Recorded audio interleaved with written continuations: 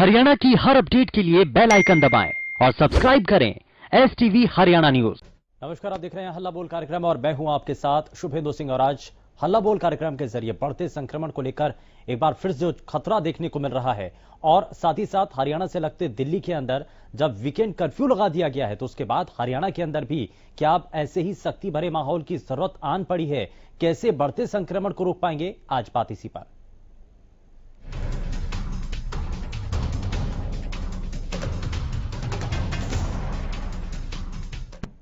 और देश भर के अंदर जब तेजी के साथ संक्रमण के नए मामले सामने आ रहे हैं और 2 लाख तक अब हर दिन के साथ ये संक्रमण के मामले सामने आ रहे हैं और बीते रोज जब 2 लाख का आंकड़ा ये नए संक्रमण का जो मामले हैं वो छूते नजर आए हैं, तो ऐसे में एक बार फिर से बड़ा संकट बनता हुआ नजर आ रहा है और ये संकट पहले के मुकाबले से ज्यादा खतरनाक है, ज्यादा बड़ा है। और बीते 24 घंटों में जब 2 लाख से ज्यादा संक्रमित मरीज सामने आए हैं और ऐसे में देश के हर राज्य में तेजी के साथ कोरोना बढ़ता हुआ नजर आ रहा है। चारों तरफ कोरोना की वजह से हालात बेकाबू होते दिख रहे हैं और कोरोना के बढ़ते संकट के बीच दिल्ली में वीकेंड कर्फ्यू का ऐलान कर दिया गया है और यह वीकेंड कर्फ्यू शुक्रवार रात 10 बजे से शुरू होगा और सोमवार सुबह 6 बजे तक जारी रहेगा।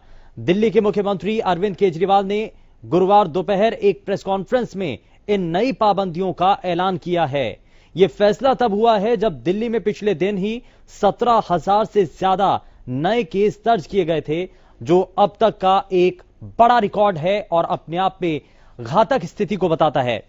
दरअसल भारत में कोरोना वायरस के कहर ने अब तक के सभी रिकॉर्ड को तोड़ दिया है और देश में कोरोना का कहर कितना विकराल हो चुका है इसका अंदाजा इसी बात से लगाया जा सकता है कि अब एक दिन में संक्रमण मिलने का आंकड़ा 2 लाख तक पहुंच चुका है और भारत में बुधवार को कोरोना वायरस के एक दिन में करीब 2 लाख नए पॉजिटिव केस सामने आए हैं और इसी को लेकर के आप हमारे इस मंच के साथ जुड़कर अपनी बातों को साझा कर सकते हैं। लगातार टीवी स्क्रीन पर नंबर फ्लैश हो रहे हैं, फोन लाइंस खुल चुकी हैं और आप अब जुड़ सकते हैं हमारे साथ।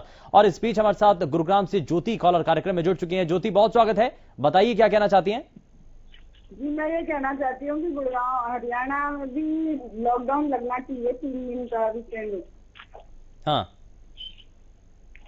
जी, ठीक है, बहुत शुक्रिया ज्योति, आप जुड़ी हमारे साथ। तो ज्योति का यह कहना है कि लॉकडाउन लगा देना चाहिए और खतरा ज्यादा बढ़ रहा है, लोग नियमों का उतना पालन नहीं कर रहे हैं और इसीलिए बचाव का एक ही मात्र रास्ता है कि अब लॉकडाउन लगा देना चाहिए। लेकिन आपको इस पर क्या कहना है? क्या वाकई में आप इस बात के समर्थन में हैं कि लॉकडाउन लगा देना चाहिए या फिर कोई और इसका दूसरा विकल्प हो सकता है? और अगर लॉकडाउन लगा दिया जाए तो इससे आप कितने प्रभावित होंगे, ये आप इस मंच के जरिए जुड़ करके बता सकते हैं। साथ ही साथ सवाल कई हैं। सवाल ये कि क्या हरियाणा में भी लॉकडाउन या वीकेंड कर्फ्यू लगना चाहिए? क्या लोगों की लापरवाही से कोरोना रफ्तार पकड़ रहा है और कोरोना के बढ़ते मामलों पर आखिर रोक कैसे लगाई जा सकती है? क्या अब सरकार के सामने एकमात्र रास्ता सिर्फ वीकेंड कर्फ्यू का बचा है, जो कि दिल्ली में इस्तेमाल किया जा रहा है अब, यानी कि दिल्ली के अंदर यह कदम उठाया जा चुका है? और जो बार बार नियमों का हम हवाला देते हैं, बार बार कहा जाता है कि 2 गज की दूरी बहुत जरूरी है, क्या इस नियम को हम भूल चुके हैं? क्या नाइट कर्फ्यू जो कि अभी तक हरियाणा में लगा हुआ है, क्या इससे कोरोना रुक सकता है? क्या अब लॉकडाउन ही आखिरी विकल्प नजर आता है? क्या आपको इसमें नजर आता है? क्या आप इस पर कहना चाहते हैं? और रात के समय जब नाइट कर्फ्यू लगाया जा रहा है तो कितना प्रभावशाली आप इसको देखते हैं, कितना असरकारक आप इसको मानते हैं और कितना इससे परिस्थितियां बदल सकती हैं? क्या ग्राफ रुक सकता है इससे? ये आप इस मंच के जरिए जुड़ करके बता सकते हैं। दरअसल स्वास्थ्य मंत्रालय के मुताबिक देश में बुधवार रात संक्रमण के 1,99,569 नए मामले सामने आए हैं। और इस बीच हमारे साथ कॉलर गुरुग्राम से अतुल कार्यक्रम में जुड़ चुके हैं। अतुल, बहुत स्वागत है आपका कार्यक्रम में, बताइए क्या कहना चाहते हैं? जी, आप 12 के भी एग्जाम कैंसिल हो गए हैं। हाँ, HBSC के। जी बिल्कुल अतुल, बताइए आगे। ठीक है, बहुत शुक्रिया। तो यहां पर एक और कदम उठाया गया हरियाणा सरकार की तरफ से और 10वीं की परीक्षाएं, जैसा CBSE को लेकर के एक कदम देश की सरकार ने उठाया, वैसे ही हरियाणा की सरकार ने भी हरियाणा बोर्ड में जो फिलहाल जो बोर्ड की परीक्षाएं आयोजित होनी थी, जिसको लेकर के कल तक चर्चाएं बहुत ज्यादा जोरों पर थीं, अब उस पर भी रोक लगा दी गई है। तो ये एक और बड़ा कदम जो कि हरियाणा की सरकार ने उठाया है। लेकिन क्या आपको लगता है कि शुरुआत में जब ये कहा जा रहा था कि कोई भी सख्ती नहीं होगी, लेकिन उसके बावजूद स्कूलों को बंद किया गया, उसके बाद यह भी कहा गया कि ऐसी नौबत नहीं आएगी कि कोई भी और सख्ती बरती जाए, लेकिन उसके बाद नाइट कर्फ्यू लगा दिया गया, तो अब आपको क्या नजर आता है? क्या इसके बाद जो वीकेंड लॉकडाउन की बात की जा रही है, वीकेंड कर्फ्यू की बात की जा रही है, क्या वो होगा? मोनिक भाटी फरीदाबाद से हमारे साथ कॉलर कार्यक्रम में जुड़ चुके हैं। मोनिक, बहुत स्वागत है, बताइए। हेलो, बहुत स्वागत है मोनिक, बताइए। सर क्या करें, हम ये बताना चाहते हैं कि लॉकडाउन की और उसकी पूछ रहे हैं। सर लॉकडाउन नहीं लगना चाहिए, क्योंकि सर उससे हमारा देश पहले इतना पीछे चले गया है। हाँ। और पहले इतनी हमारे देश में गरीबी आई है, जो गरीब आदमी है वो खाना कमाने, अभी उनको नौकरी मिली है। हाँ। इसलिए उनको अगर लॉकडाउन लग जाएगा तो और पीछे चले जाएगा हमारा देश। पर हाँ, ऐसा जैसे सैनिटाइजर, मास्क ये जरूरी होनी चाहिए और कार्रवाई ज्यादा होनी चाहिए, जिससे हमारा देश के पीछे से बच जाए। हाँ। पीछे जाने से बच जाए और केस कम हो जिनसे। ठीक है, ठीक है मोनिक, बहुत शुक्रिया, बहुत शुक्रिया, आप जुड़े। और ये जरूर कहा जा रहा है कि अगर वीकेंड कर्फ्यू लगता है या लॉकडाउन लगा दिया जाता है तो इसका असर आम लोगों पर भी पड़ेगा, उन लोगों पर पड़ेगा जो कि बड़े मुश्किल भरे दौर में 2020 में जिस संकट को देखते हुए बहुत से ऐसे लोग होंगे जिनकी नौकरियां तक चली गई थी, जिनके रोजगार छिन गए थे, लेकिन अब वापस से जब सभी चीजें धीरे धीरे करके पटरी पर लौट रही हैं, तो अब उन सभी लोगों को एक डर सता रहा है कि अगर ऐसा बन जाता है, ऐसी परिस्थितियां बन जाती हैं कि खतरा ज्यादा है और सरकार इस पर कदम उठा रही है, चाहे वो लॉकडाउन का हो या फिर वीकेंड कर्फ्यू का हो, तो उसका कितना असर होगा। यहां पर इन बातों को लेकर के लगातार आप सभी की तरफ से अपनी बातें रखी जा रही हैं, लेकिन इसका असर क्या होगा? फिलहाल नाइट कर्फ्यू जो किया गया, उसका कितना प्रभाव आप देख रहे हैं और क्या वाकई में ये इसका असर देखने को मिलेगा? क्या इससे कोरोना संक्रमण की जिस चेन को तोड़ने के लिए यह कदम उठाया गया है, यह कारगर आपको नजर आता है क्या? और साथ ही साथ दिल्ली के अंदर जब वीकेंड कर्फ्यू लगा दिया गया है, तो क्या अब हरियाणा के अंदर भी ऐसे हालात बन रहे हैं कि वीकेंड कर्फ्यू लगा देना चाहिए? क्या ये सही तरीका है कोरोना के संक्रमण को रोकने के लिए? तो बढ़ते संक्रमण को रोकने के लिए आप इस पर क्या कहना चाहते हैं? सरकार तो इस पर कदम उठा रही है, लेकिन सरकार के द्वारा उठाए गए उन कदमों को लेकर के क्या वाकई में आप संतुष्ट हैं? प्रदीप इस बीच हमारे साथ कॉलर कार्यक्रम में जुड़ चुके हैं। प्रदीप, बहुत स्वागत है, बताइए क्या कहना चाहते हैं? सर जी, मैं खुद एक टीचर हूँ। मैं ये देख रहा हूँ जो छोटे बच्चे हैं, जो फर्स्ट, सेकंड, थर्ड, फोर्थ, वो 12-12, 1-1 बजे तक घरों में सो रहे हैं। जो हमारे देश का भविष्य है वो तो बिल्कुल खराब हो चुका है। हाँ। और मतलब ये बच्चे ऑनलाइन कह रहे हैं, ऑनलाइन में पढ़ाई होगी, कुछ नहीं पढ़ाई होती। जो बच्चा 5th-6th स्टैंडर्ड का है, आज उसका लेवल 2nd का भी नहीं है। मैं कहना चाहता हूँ बच्चों की पढ़ाई नहीं रोकनी चाहिए और सभी चीजों पे रोक बेशक से लगा दे। हाँ। और बच्चों के स्कूल जरूर खुलने चाहिए, हमारा भविष्य है। हाँ।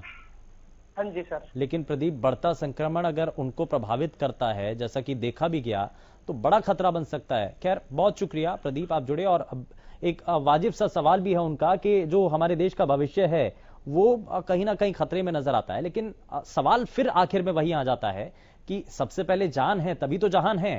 तो सबसे पहले जो बच्चे हैं, खास करके छात्र हैं, छोटी क्लासेस के जो बच्चे हैं, उनको सबसे पहले बचाना जरूरी है। और उसके बाद हम उनको, अगर हम उनको सुरक्षित रख पाते हैं, हम इस संक्रमण से हम उनको बचा पाते हैं, तो उसके बाद हम पढ़ाई कर सकते हैं। यानी कि पढ़ाई का नुकसान तो झेला जा सकता है, लेकिन जान का नुकसान नहीं। और इसी को आप जो हरियाणा के स्वास्थ्य मंत्री हैं अनिल विज, उन्होंने कहा भी कि हम सख्ती बरत रहे हैं, लेकिन हम ये नहीं चाहते हैं कि लॉकडाउन लगाया जाए। और अगर लोग लापरवाही बरतते हैं, क्योंकि हम नहीं चाहते कि उनके जो नौकरी पेशा जो लोग हैं, जो रोजगार से अभी हाल ही में जुड़े हैं, तो वो किसी भी रूप में प्रभावित हो। अगली कॉलर इस बीच हमारे साथ रोशनी कार्यक्रम में जुड़ चुके हैं। रोशनी, बहुत स्वागत है, बताइए। नमस्कार जी। नमस्कार जी, बताइए जी। एक बात है, गामा में एक बात समझी जा है, आज ना यो मास्क से रुकता कोरोना, ना यो 2 गज की दूरी से रुकता। हाँ। इस वजह से मतलब यह धारणा की बन रही है, ना ये रुकना तो फिर अंडे है जो ग्रामीण इलाके में ज्यादातर ना तो मास्क लगाए तो रुकता ही हो। हाँ। एक जो इंजेक्शन थे इससे सबको बुखार बने हैं। हाँ। इससे भी जो ग्रामीण इलाके में यूं ऐसा हो गया कि इंजेक्शन लगवाए तो कुछ ना कुछ गलत होते हैं। हाँ। इसके बारे में बताओ कुछ। हाँ, देखिए अब ये बड़ा वाजिब सा सवाल है। खैर बहुत शुक्रिया रोशनी, आप जुड़ी हमारे साथ। लेकिन एक बड़ा सवाल यहाँ पर आम लोगों के मन में ये भी आता है कि हमने कोरोना की वैक्सीन लगवाई लेकिन उसके बाद तो हमें बुखार हो गया। तो कई एक्सपर्ट्स का ये मानना है कि अगर उस समय आपको बुखार होता है या हल्के कुछ आपको सिम्टम्स नजर आते हैं तो ये कोई भी वैक्सीन, अगर किसी बच्चे को भी टीका लगाया जाता है तो उस वक्त भी कुछ ना कुछ चेंजेस आते हैं, बच्चे को भी बुखार होता है। तो एक्सपर्ट्स का यह मानना है कि यह स्वाभाविक है। लेकिन अगर आपको कोई मेजर चेंजेस नजर आ रहे हैं, यदि आपको कुछ ज्यादा आपकी जो स्वास्थ्य में गिरावट आ रही है, खराब आपको लग रहा है, तो आप डॉक्टर से जरूर इस दौरान संपर्क करें। लेकिन ये फिलहाल आधिकारिक रूप से जरूर एक्सपर्ट्स की टीम के द्वारा, डॉक्टर्स के द्वारा बार बार ये कहा जा रहा है कि ये जो वैक्सीन है भारत निर्मित वैक्सीन है और इसका कोई भी साइड इफेक्ट नहीं है। तो ये आपकी इम्यूनिटी को बूस्ट करेगा ताकि आप कोरोना जैसे इस घातक वायरस से आपका शरीर जो है वो लड़ पाए, आप सक्षम हो पाए इस वायरस से लड़ने के लिए। तो आपको, हालांकि उस दौरान भी आपको अपने चेहरे को ढक करके रखना होगा। बहुत से लोगों के मन में यह भी सवाल है कि कहीं ऐसा तो नहीं कि अगर हमने वैक्सीन लगवा ली है तो उसके बाद हम मास्क ना पहने, हम सोशल डिस्टेंसिंग का पालन ना करें, हम खुले में घूमने लगें। तो इन बातों का भी आपको ध्यान रखना होगा। ऐसी चीजें नहीं करनी है आपको। अगर आपने वैक्सीन लगवा ली है तो उसके बाद भी आपको नियमों का पालन जरूर करना होगा ताकि जो कोरोना का खतरा है वो उससे आप अपने आप को बचा पाएं। लेकिन ये ऐसी कई चीजें हैं, अगर आपके मन में भी कोई सवाल है, कोई शंका है, और या फिर आप बढ़ते संक्रमण को लेकर के आपके मन में भी कोई ऐसा सवाल है तो वो भी आप इस मंच के जरिए साझा जरूर कर सकते हैं। लेकिन साथ ही साथ हम यहां पर उन प्रवासी मजदूरों की भी बात कर रहे हैं। कई जगहों पर देखा गया, हालांकि हरियाणा के उप मुख्यमंत्री दुष्यंत चौटाला की तरफ से कहा गया कि अभी तक हरियाणा के अंदर ऐसा कोई मामला सामने नहीं आया जहां पर प्रवासी मजदूरों की तरफ से या फिर जाने के लिए या पलायन का कोई भी ऐसी शिकायत हो या कोई भी ऐसा मामला सामने आया हो।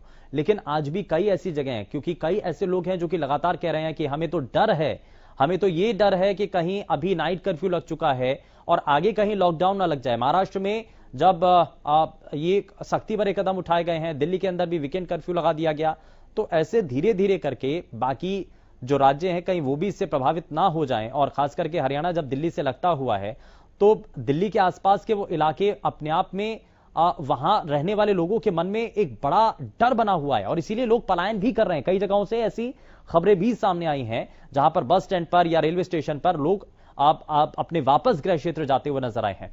आप इस बीच हमारे साथ अगले कॉलर बीके यादव भिवानी से कार्यक्रम में जुड़ चुके हैं। बीके यादव जी, बहुत स्वागत है आपका कार्यक्रम में। बताइए क्या कहना चाहते हैं। बहुत बहुत साधुवाद है जी आपका और आपकी संपूर्ण हरियाणा न्यूज टीम परिवार का, हमारी नागा बाबा पूर्णानंद मंगलानंद सेवा नंदगांव की तरफ से बहुत बहुत हार्दिक बधाई। थोड़ा विषय बताएंगे प्लीज। बिल्कुल बिल्कुल। आज बीके यादव जी, आज बढ़ते संक्रमण को लेकर दिल्ली सरकार ने एक बड़ा फैसला लिया है और वीकेंड कर्फ्यू लगा दिया है। सैटरडे संडे वीकेंड कर्फ्यू लगा दिया है, तो आपको क्या नजर आता है? हरियाणा के अंदर और देश के अलग अलग राज्यों के अंदर भी तेजी के साथ मामले सामने आ रहे हैं। एक दिन में 2 लाख नए केस सामने आए हैं। तो क्या अब ऐसी नौबत आ चुकी है कि हरियाणा के अंदर भी वीकेंड कर्फ्यू लगाया जाए या और सख्ती की जाए? क्या आपको इसमें नजर आता है? देखिए जी, हम ये कहना चाह रहे हैं, जिस तरह से ये जो मामले रोजाना जो बढ़ रहे हैं, तो इससे तो ये प्रतीत होता है कि कहीं न कहीं ये बीमारी गंभीर रूप लेने का एक संकेत है। और संकेत को हमारे बाबा मंगलान जी भी कहा करते थे, संत जो है ना संकेत से ही समझाते हैं, और संत और पुलिस दोनों ही समाज सुधार का कार्य करते हैं। फर्क केवल इतना है कि संत जो है ना संकेत से समझाते हैं और पुलिस वाले बैंच से। और दरअसल जो संत के संकेत को नहीं समझते हैं उन्हें ही पुलिस के बैंच की जरूरत है। तो इससे हमें अलर्ट हो जाना चाहिए। जो जनता है, सीएम साहब से भी हमारा नम्र निवेदन और हेल्थ मिनिस्टर से भी हमारी पोलाइट रिक्वेस्ट है हमारी समिति की तरफ से, हमारे यूथ जो है ना बेरोजगार है काफी, उनकी एक टीम बनाई जाए। अगर कोई निःशुल्क सेवा करना चाहे तो निःशुल्क भी सेवा करने वाले हो, या उनको 3 महीने के लिए एक ठेके पर रख लिया जाए और वो जनता के बीच में जाकर के जहाँ भीड़ भाड़ वाले इलाके हैं उनको कंट्रोल करें, उनको गाइड करें, अलर्ट करें। जहां जहां भी ये दिखाई देता हो भी जहां भीड़ का अंदेशा रहता है तो उनको पहले से उन यूथ को एक ट्रेनिंग देने के बावजूद उनको अलर्ट किया जाए ताकि भीड़ को कंट्रोल कर सके। अब देखा जा रहा है कि बाजार में भीड़, हर जगह जो जहां जाते हैं वहीं भीड़ ही भीड़, सब्जी मंडी है वहीं भीड़, अनाज मंडी है वहीं भीड़। तो भीड़ क्यों होती है? एक सरकार का भी दायित्व बनता है, सरकार का कर्तव्य बनता है जो राजा होता है उसका पुत्रवत भांति पालन करना। ठीक है, ये यानी कि नियमों का पालन करना होगा, आम लोगों को भी इसमें सहयोग करना होगा और साथ ही इसमें सरकार की भूमिका भी है, ताकि अगर लोग नियमों का पालन नहीं कर रहे हैं, कहीं ऐसा देखा जा रहा है, तो वहां पर सरकार की तरफ से कुछ सख्ती भरे कदम उठाए जाने चाहिए। खैर, बहुत शुक्रिया बीके यादव, आप जुड़े हमारे साथ कार्यक्रम में, आपने अपनी बातें रखी हैं। लेकिन कोरोना का कहर आज शहर शहर अपना कहर बरपा रहा है और हर पहर आज इसको लेकर के जानकारी सामने आ रही है। हरियाणा में भी क्या वीकेंड कर्फ्यू लगा देना चाहिए? इससे कितना आप सहमत हैं? क्या आपको लगता है कि इससे कोरोना के बढ़ते संक्रमण को रोका जा सकता है? और कोरोना की इस बढ़ती रफ्तार को रोकने के लिए जो कदम दिल्ली सरकार ने उठाया है वो क्या सही आपको नजर आता है? और साथ ही साथ हरियाणा के अंदर भी इस कदम को उठाना चाहिए? और नाइट कर्फ्यू से जो अभी मौजूदा वक्त में सरकार ने कदम उठा रखा है, क्या वो सही है? और इस बीच अगले कॉलर दीपांशु हमारे साथ कार्यक्रम में जुड़ चुके हैं। दीपांशु, बहुत स्वागत है, बताइए क्या कहना चाहते हैं? पर हम तो यही चाहते हैं कि इसे ठीक हो जल्दी से जल्दी, और ये कदम बढ़िया उठा रही है हरियाणा सरकार, और जल्दी से जल्दी ये स्कूल और जो कॉलेज वगैरह कोचिंग बंद कर देनी चाहिए, मॉल, स्विमिंग पूल, नहीं तो सर बहुत ज्यादा नुकसानदायक होगा सर ये। ठीक है, बहुत शुक्रिया दीपांशु, आप जुड़े। तो दीपांशु का यह कहना है कि धीरे धीरे इन चीजों को रोक देना चाहिए, जो नॉन एसेंशियल चीजें हैं फिलहाल उनको तो रोक देना ज्यादा बेहतर होगा, और तभी इस बढ़ते संक्रमण के खिलाफ इस जंग को जीत पाने में हम कामयाब साबित होंगे। तो अरविंद केजरीवाल यानी कि दिल्ली की सरकार ने मॉल, जिम, स्पा बंद करने का एक निर्णय लिया है। वीकेंड पर ये सभी चीजें बंद रहेंगी, और अरविंद केजरीवाल ने यह भी कहा कि दिल्ली में बेड की कमी नहीं है, और यही कुछ कहना हरियाणा की सरकार का भी है। हरियाणा की सरकार भी यही कह रही है कि बेड की कमी नहीं है, व्यवस्थाएं पूरी हैं, लेकिन ऐसी परिस्थितियां बन रही हैं और बहुत तेजी के साथ जब संक्रमण बढ़ रहा है तो मजबूरी में आकर के सरकारों को भी ये ऐसे कदम उठाने पड़ रहे हैं। तो क्या आपको लगता है कि हरियाणा के अंदर ऐसे हालात बनते हुए नजर आ रहे हैं, और हरियाणा के अंदर भी क्या वीकेंड कर्फ्यू लगा देना चाहिए? और लोगों की लापरवाही से क्या ये कोरोना रफ्तार पकड़ रहा है, या फिर इसमें सरकार की नाकामी है? क्या सरकार को और भी ज्यादा लोगों को जागरूक करना चाहिए? क्या लोगों तक जो अवेयरनेस प्रोग्राम हैं वो उन तक नहीं पहुंच रहे हैं, उनके बारे में जानकारी जो आम लोग हैं उन तक नहीं पहुंच रही है? इसको लेकर के भी आप इस मंच के साथ जुड़ करके बता सकते हैं। क्या इस पर आपका कहना है, क्या इस पर आपका मानना है, ये आप इस मंच के जरिए जुड़ करके बता सकते हैं। लेकिन दिल्ली में कोरोना का जो तांडव जारी है उसके तहत दिल्ली में दिन प्रतिदिन ये विकराल रूप धारण कर रहा है, और कोरोना महामारी ने अब डराना भी शुरू कर दिया है। संक्रमण बेकाबू होने के बाद दिल्ली में बुधवार को पहली बार सभी रिकॉर्ड तोड़ते हुए कोरोना 17,000 से ज्यादा नए पॉजिटिव केस आने से सरकार की मुश्किलें बढ़ चुकी हैं। दिल्ली सरकार अब मुश्किल में भी है और इसीलिए एक बड़ा कदम उठाया गया। अब संक्रमित मरीजों का कुल आंकड़ा भी बढ़कर लगभग 7.5 लाख के आंकड़े को पार कर चुका है, और इसके साथ ही अब पॉजिटिविटी रेट जो है वो 15.92% पर आ चुका है। तो ये बड़ा सवाल है इस दौरान के संक्रमण को कैसे रोका जाए। और भिवानी से अगले कॉलर पवन हमारे साथ कार्यक्रम में जुड़ चुके हैं। पवन, बहुत स्वागत है, बताइए क्या कहना चाहते हैं? हेलो पवन, बहुत स्वागत है, बताइए। नो राजी, ये मास्क नहीं लगाते, तो मास्क लगाना चाहिए जी, बहुत कम लगाते हैं मास्क। हाँ, मास्क कम लगाते हैं जी, और इनका चालान होना चाहिए जो मास्क नहीं लगा रहे जी। हाँ, बहुत कम लगाते हैं। बसों में भीड़ बहुत है जी, प्राइवेट बस में तो बहुत ठोक ठोक के ले जाए। हाँ, हाँ जी, बिल्कुल बस में तो जगह है नहीं, प्राइवेट बस तो बिल्कुल एक भी मास्क नहीं लगाता। सरकार बहुत अच्छा कर रही है, लेकिन प्राइवेट बस वाले बहुत वो कर रहे हैं जी। हाँ जी, ठीक है पवन, बहुत शुक्रिया, आप जुड़े हमारे साथ। तो पवन का ये कहना है कि लोग मास्क नहीं लगा रहे हैं, और पब्लिक प्लेसेस पर आप कभी भी जाएं, अपने घर से आप बाहर निकलें तो मास्क का जरूर इस्तेमाल करें। आप अपने घर में हैं तो आप बेशक आप मास्क ना लगाएं, लेकिन आप जब सार्वजनिक जगह पर जा रहे हैं, आप पब्लिक प्लेसेस पर जा रहे हैं, तो वहां पर आपको मास्क जरूर पहनना होगा, आपको अपने चेहरे को ढक करके जरूर रखना होगा, तभी आप इस बढ़ते संक्रमण से अपने आप को बचा पाएंगे।